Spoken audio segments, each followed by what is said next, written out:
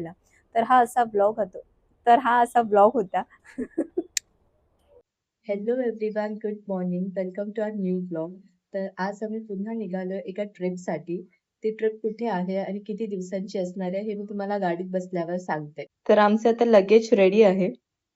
आता पटकन गाडीमध्ये लोड करूया आणि निघूया. चला तर स्टार्ट करूया आपल्या अमेझिंग जर्नीला. बोला गणपती बाप्पा मोरया, हर हर महादेव. आपण आता चाललो आहोत उज्जैनला. Yes, you heard it right. आपण जातोय उज्जैन. प्लॅन आहे ना जवळजवळ 1 वर्षापासून चालू होता की जायचंय, पण काही ना काही रिझन्समुळे ना तो पोस्टपोन होत होता.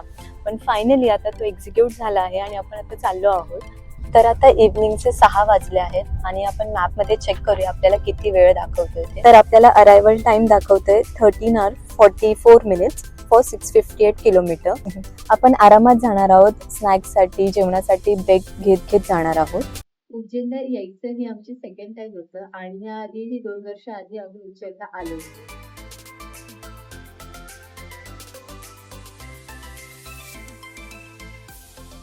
आपण ना इगतपुरी पर्यंत समृद्धी महामार्गाने जाणार आहोत आणि त्यानंतर मुंबई नाशिक हायवेला कनेक्ट होणार आहोत. तर आता आपण इगतपुरीला आलो आहोत. आमनेपासून इगतपुरीला यायला आम्हाला जवळजवळ 40-45 मिनिट्स लागले. मुंबई नाशिकचा जुना हायवे घेतला असता तर जवळजवळ 1.5-2 तास लागले असते. तर सो तुम्ही जर इथे येणार असाल तर प्रेफर करा की आमने ते इगतपुरीवाला हायवे घेणं. तर आता वाजले आहेत 10 आणि आम्ही इथे जेवायला थांबलो आहोत. हॉटेल ग्रँड परिवार करून आहे. आम्ही जेव्हा मागच्या वर्षी आलो होतो उज्जैनला तेव्हा पण आम्ही इथेच थांबलो होतो.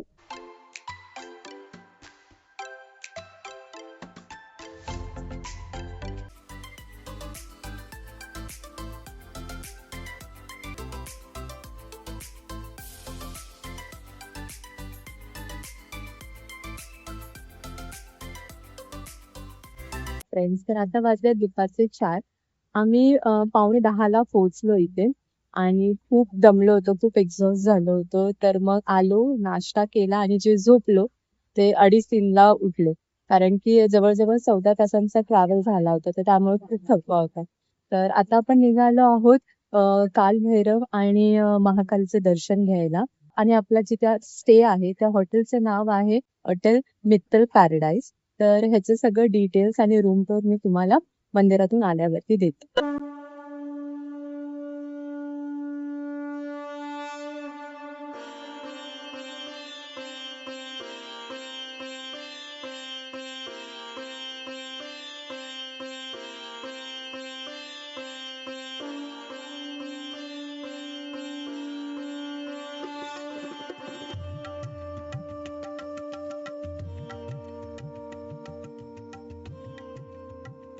काल भैरवाचं छान असं दर्शन झालं. खूप गर्दी होती. जवळजवळ 45 मिनिट्स ते एक तास लागला आपल्याला. पण दर्शन व्यवस्थित झालं. तर आता आपण निघतोय महाकाल मंदिरात जाण्यासाठी. काल भैरव मंदिरामध्ये सुट्टी असल्यामुळे गर्दी होती. त्यामुळे आम्ही डिसाईड केलं की महाकाल मंदिरामध्ये दुसऱ्या दिवशी जायचं.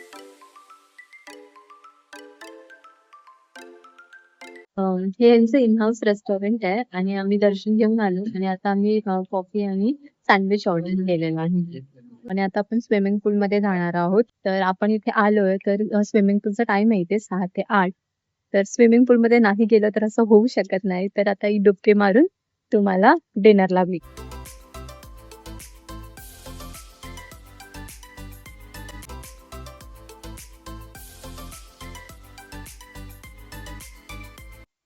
हॅलो फ्रेंड्स, तर आता आपलं ब्रेकफास्ट झालं आहे. ब्रेकफास्ट खूप यम्मी होतं, छान होतं, व्हरायटी होते खूप सारे. इडली, डोसा, छोले भटुरे, त्याच्यानंतर कॉफी, ब्रेड, बटर आणि अजून बरेच आयटम होते. हॉटेल मित्तल पॅराडाईज करून आहे. मित्तल पॅराडाईज आणि मित्तल एव्हेन्यू दोन्ही आजूबाजूलाच आहे. रूम पण खूप जास्त स्पेशियस होते, नीट अँड क्लीन आहे. तर तुम्ही इथे आला तर इथे या हॉटेलला नक्की व्हिजिट करा. दुसऱ्याच दिवशी सकाळी आम्ही महाकाल मंदिरात निघालो. मंदिराजवळच पार्किंग नसल्यामुळे आम्ही गाडी पार्किंगला लावली आणि तिथून ऑटोने मंदिरापर्यंत आलो. आम्ही दर्शनासाठी VIP पास काढला होता. तुम्ही ऑनलाईन आणि ऑफलाईन दोन्ही प्रकारे पास काढू शकता.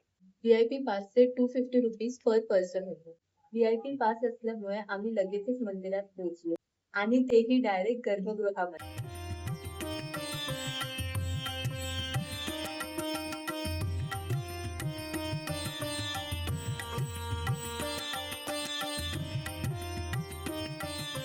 श्री शंकरांचं दर्शन घेतल्यानंतर आम्ही बाहेर आलो. मंदिराच्या आजूबाजूला जो कॉरिडॉर आहे तो खूप सुंदर आणि बघण्यासारखा आहे. दुपारी ऊन खूप असल्यामुळे आम्ही ते बघू शकणार नाही. पण जर तुम्ही इथे येणार असाल तर तुम्ही वेगळा वेळ काढून ते नक्की विजिट करा. त्यानंतर मग आम्ही निघालो ओंकारेश्वर मंगळेश्वरच्या दिशेने.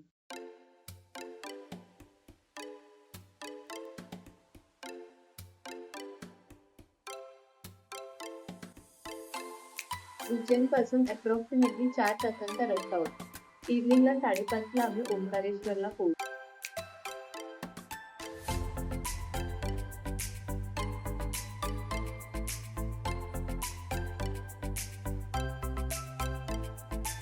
ओंकारेश्वरला सुद्धा आम्ही VIP पास ऑनलाईन बुक करणार होतो, पण सेम डे अवेलेबल नसल्यामुळे आम्ही नेक्स्ट डेचा स्लॉट बुक केला. ओंकारेश्वर आणि मंगळेश्वर हे 12 ज्योतिर्लिंगांपैकी एक आहे. नर्मदा नदीच्या काठावर हे दोन्ही ज्योतिर्लिंग वसलेले आहेत. मंदिरापर्यंत जाण्यासाठी एक सुंदर असा झुला बनवलेला आहे. त्या पुलाच्या एंडलाच VIP दर्शनाचे एंट्रन्स आहे. VIP पास काढून सुद्धा आतमध्ये बऱ्यापैकी गर्दी होती. तर आता आपण ओंकारेश्वर मंदिरमध्ये आलोय आणि आपलं दर्शन झालंय. आम्ही VIP पास घेतलं होतं. 300 रुपीज पर पर्सन होतं आणि आता आपण निघतोय ममलेश्वर मंदिरामध्ये जाण्यासाठी.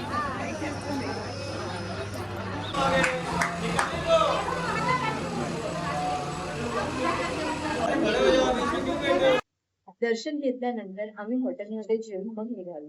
मॅप मध्ये ओंकारेश्वर ते मुंबईचं डिस्टन्स अप्रॉक्सिमेटली 11.5 तास दाखवतो. संध्याकाळपर्यंत ड्राईव्ह करून आम्ही कुठेतरी मध्येच हॉल्ट घ्यायचं ठरवलं. संध्याकाळी 6:30 वाजता आम्ही धुळे येथे पोहोचलो आणि आम्हाला हायवे वरूनच एक छान असा हॉटेल दिसला. त्या हॉटेलचं नाव होतं हॉटेल रॉयल रसराज. आम्हाला एक्सपेक्टेड नव्हतं की धुळेमध्ये एवढं सुंदर हॉटेल भेटेल आणि त्या हॉटेलला रूफटॉप रेस्टॉरंट सुद्धा होतं.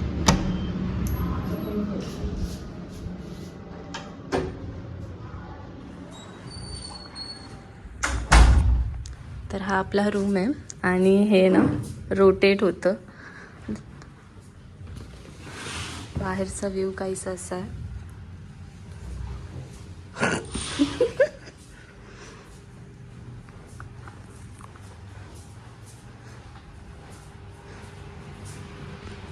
वॉशरूम पण क्लीन आहे.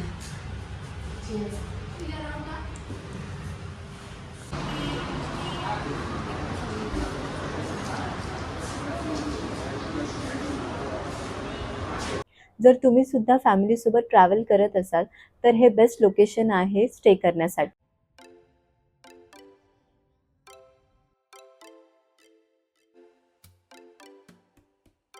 धुळेवरून मग आम्ही शिर्डीला आलो आमचं थोडं काम असल्यामुळे आणि त्यानंतर तिथून मुंबईला. तर हा असा ब्लॉग होता. तुम्हाला हा ब्लॉग कसा वाटला मला कमेंटमध्ये नक्की कळवा. Thank you for watching.